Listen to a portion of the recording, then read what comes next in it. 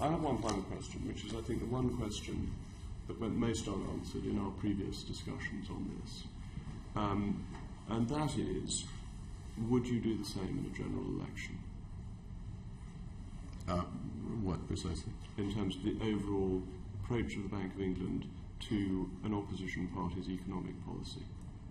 Would the bank, the example given in the brief is a very good one, if a government proposed that it would finance government spending by printing money, would the Bank of England come out and say that this would create an economic risk?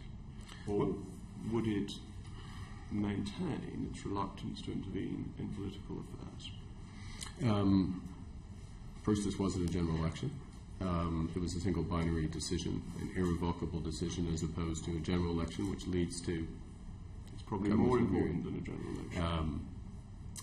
Secondly, we observed PERDA during the official PERDA period, with the sole exception, which we had flagged to this committee, is that the MPC minutes had to come out during that period. We had a responsibility to release those in those minutes, but those minutes were consistent with the minutes at the May meeting. There wasn't new information, if you will, or new perspective in those minutes, so we observed PERDA. And we also observed our statutory responsibilities to identify the most important risks to financial stability. In the statutory requirements, the bank is not required to say anything that would not be in the public interest. And we established at the very beginning of the conversation that it is in the public interest for the Bank of England not only to be independent, but to appear to be independent. The efforts, or the assessment of this committee, the Financial Policy Committee, that issues around the referendum were the biggest domestic risk to financial stability.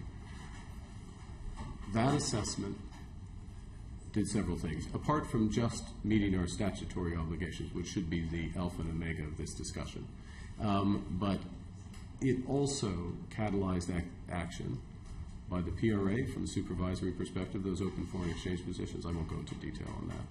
It catalyzed action by the Bank of England in terms of liquidity facilities being put in place. It catalyzed actions by private financial institutions to manage risk in the run-up to the referendum. It also catalyzed action between the Bank of England and foreign central banks to put in place a series of other contingency measures which have not proved to be necessary to be used. All of those initiatives, that analysis, spring from objective, analytically based analysis, helped ensure that this system could adjust as smoothly and effectively as possible to put this country in a position to take maximum advantage of the decision of the people of the United Kingdom. So we make no apologies for having done our job and helped others to do theirs. Did the Bank of England consider whether it was in the public interest to risk its reputation for impartiality?